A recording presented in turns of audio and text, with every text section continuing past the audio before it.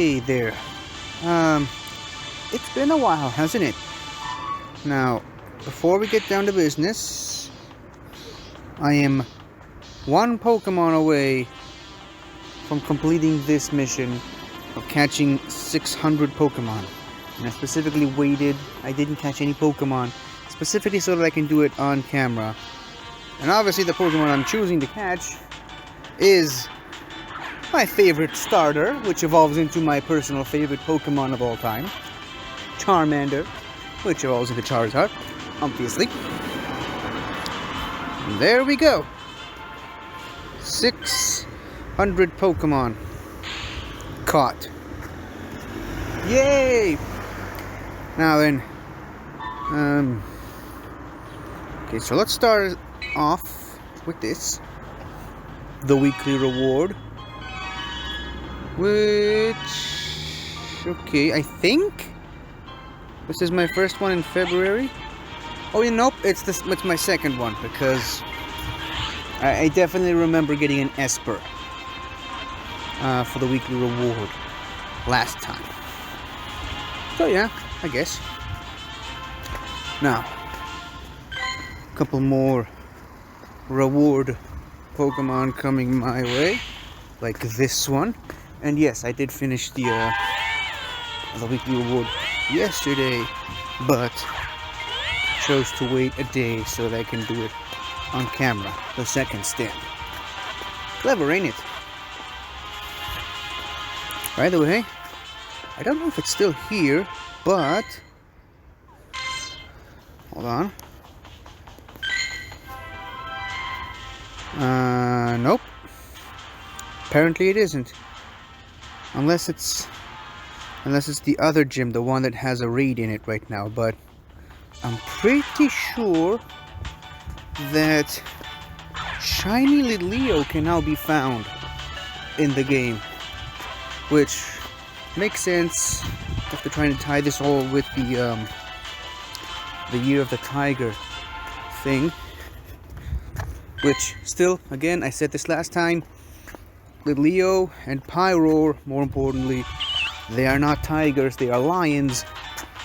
But right now, they are kind of the closest thing they have. The Pokemon has, I should say.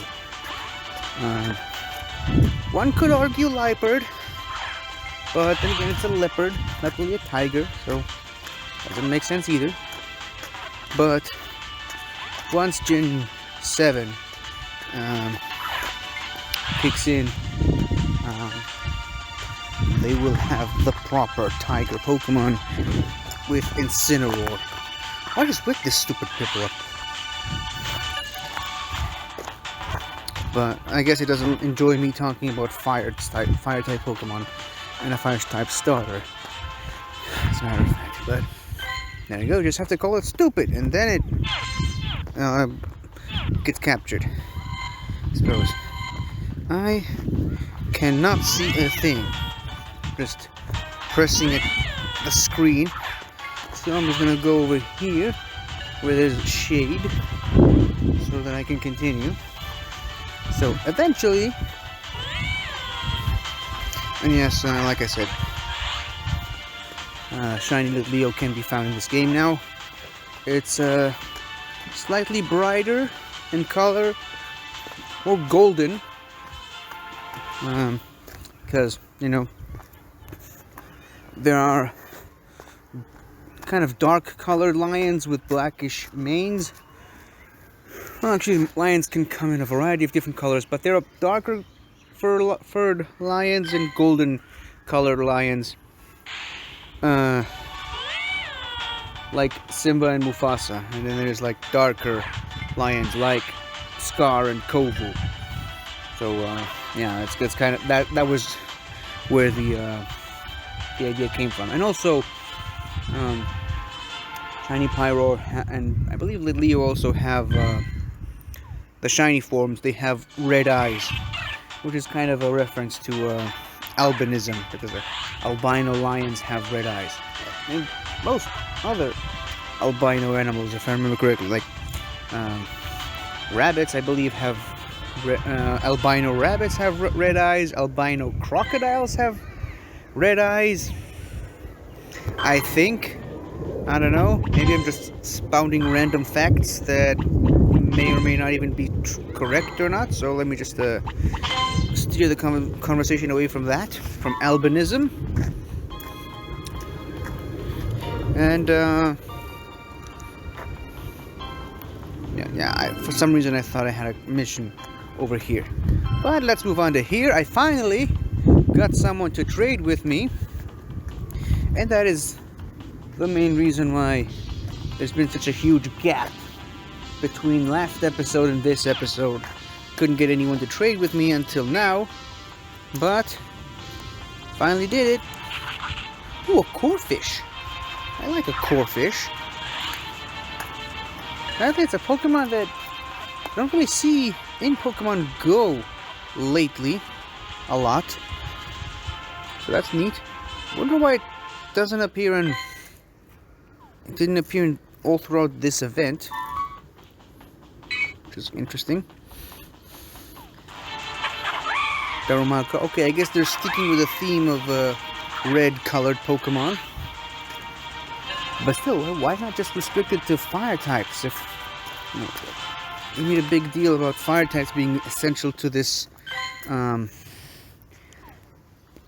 event, so why have corefish in there? I'm not complaining, obviously. I like corefish. Never really had a proper corefish or crawdad in any of the games. I don't know. Guess I just always had some better water types. But Ash's corefish in the anime is one of my favorite Pokemon that Ash ever caught. I don't know what it is. I just love the energy that corefish brings to the table, and I love that it has a strong rivalry with his Sceptile. Look at that, an Esper. I guess Esper is a cat, which I guess that's kind of the closest thing they have to a tiger right now, outside of, Pyroar and Liepard. Yep, there's the 600 thing. I got 50 Noibat candy and still nowhere near close enough to evolving a freaking Noibat. But got this also. And okay, it's gonna be a bit of an issue again. Let's do it one more time. Ooh, Gligar! I love Gligar. Speaking of Pokemon that Ash has that I love, Ash's Gliscor, man. What a great Pokemon to have. Well, A, because it's a Gliscor. Flying and ground, not a very common type combination. I think Gligar and Gliscor are the only two Pokemon that have that type combination that aren't legendaries. Because, as I was saying, I just remembered, Landorus also has that type combination, both of its forms. But yeah, it's a very interesting type combination. I mean, it's 4 times weak to ice, which, sucks. But other than that, like, most of its other weaknesses are kind of rendered useless. Like, let's see, flying is okay, so it's still weak to water, there's that, but flying is weak to electric, which ground is immune to. Okay, so there's that. Ground is weak to grass, which flying resists. Flying is weak to rock, which ground resists. And, yeah, I think that's it. That's about it. So, yeah. Gligar and Gliscor. I wasn't much of a fan of Gligar when it was introduced in Gen 2. I mean, it never really popped out to me personally. It always just seemed like, you know, it's like a more defined Zubat, because, you know, it's a bat. And like I never really played the games. Sorry, I never played. Sorry for the noise. There's a school right next to me. But I never played the original Gen 1 or Gen 2 games when they came out. I only got into actually playing Pokemon years later. I mostly just watched the anime and collected the trading cards. Well, fake trading cards, but that's a whole other rabbit hole that I'm not going to throw myself into today. But yeah, so watching the anime and collecting the Tazos Pogs, which I still have, by the way. Still have in my apartment somewhere. Might be worth a little bit of money, but, you know, not gonna sell those anytime soon. Too much sentimental value. I'm that sort of a guy. Got sentimental attachments to Pogs. Alright? Look, I ate a lot of bags of chips in elementary school to collect all these Pogs, okay?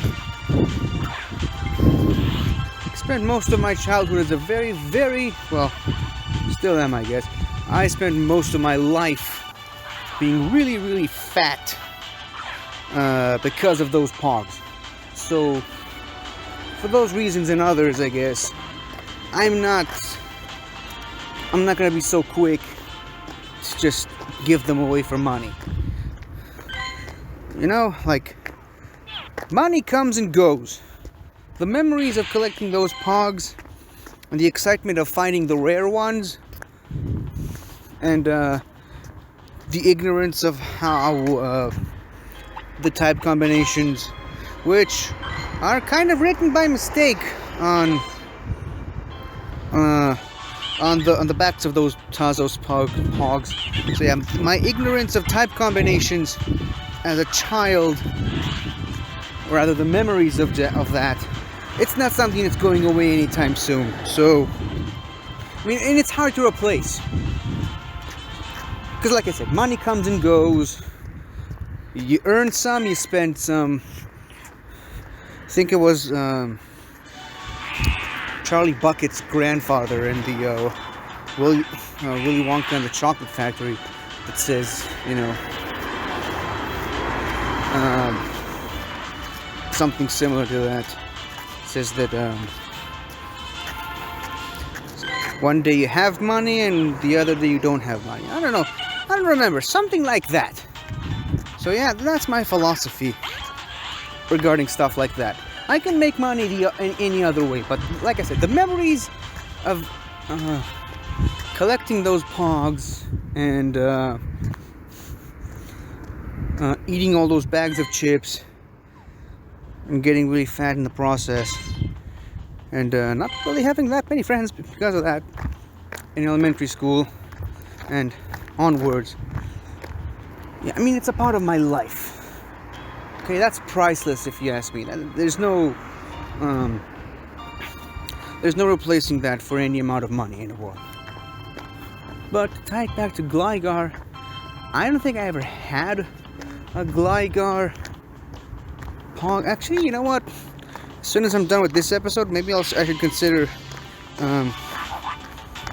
opening up my my box of Pogs.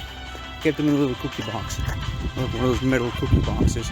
Maybe I should consider opening that one up and checking out my my Pog collection to see if I have a Gligar. Obviously, I probably wouldn't have a Gliscor because You know, Gen 4 came out long after I stopped collecting it.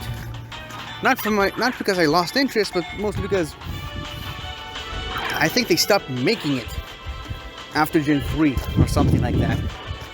So I don't have any Gen 4 Tazos Pogs, but yeah, I don't think I have a Gligar, and if I do, it most likely is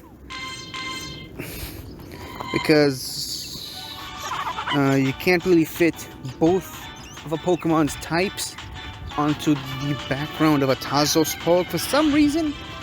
I don't know why, but yeah, you can only have one typing on each Pog, even if it's a Pokemon that very clearly has two types. So I think I might have only had a flying type Gligar, if any.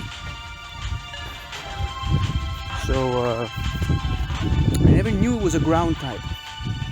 That's where this whole conversation was heading, and somehow I got completely sidetracked talking about Pogs. But yeah, I never knew it was a ground type.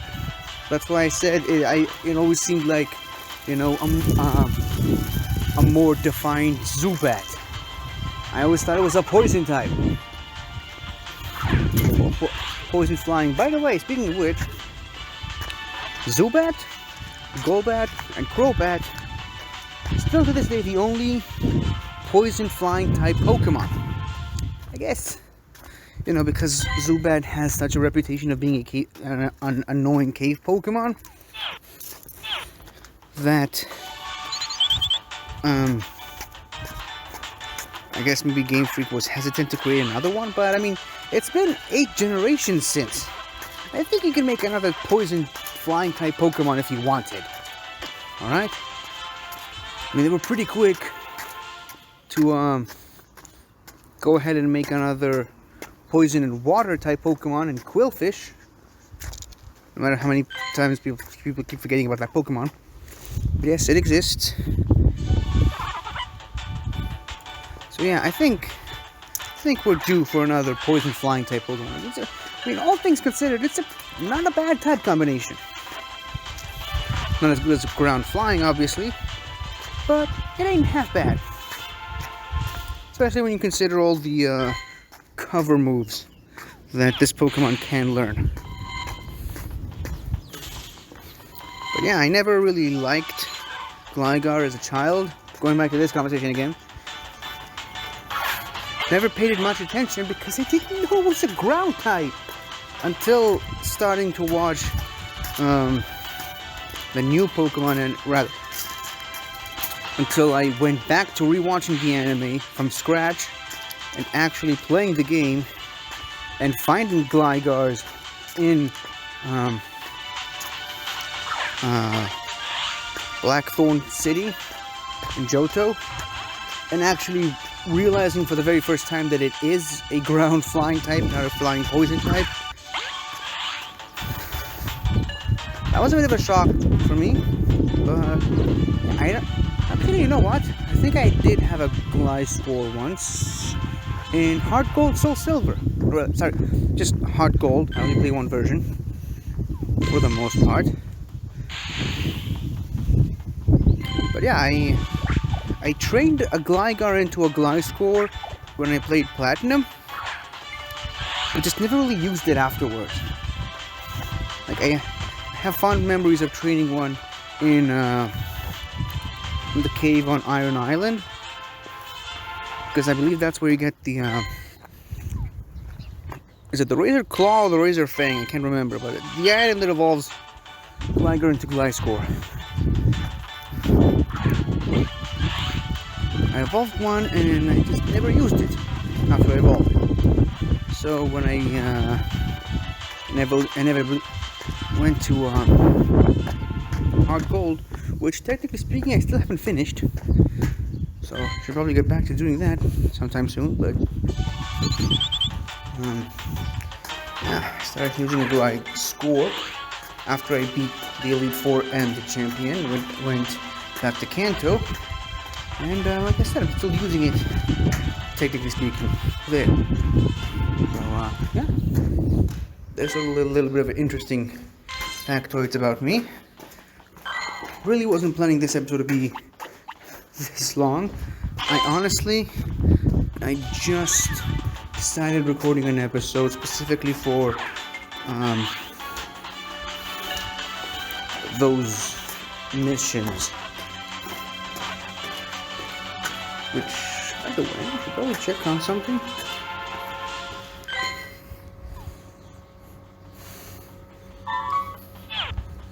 Yep, I've been catching Pokemon this whole time. So, yeah. The catching Pokemon mission thing is still a go. I really hope there's like Pokemon that's really worth my time at the end of this mission. And if that is the case, obviously I wouldn't know until right after the thing, but I'm definitely planning to do that on camera. Before we end this episode, let's see. Oh, there's a bunch of events. Let's very quickly go over these and wrap up the episode. Coming soon, Pokemon Go Valentine's Day 22 event. When is Valentine's Day? I know it's in February, but I can't remember when. Trainers, this year's Valentine's Day event starts soon, and we have many exciting updates to share with you. Flabébé, Floette, and Florges will be making their Pokemon Go debuts. And for the duration of the event, you'll also be able to change natural form Furfrou into heart trim Furfrou.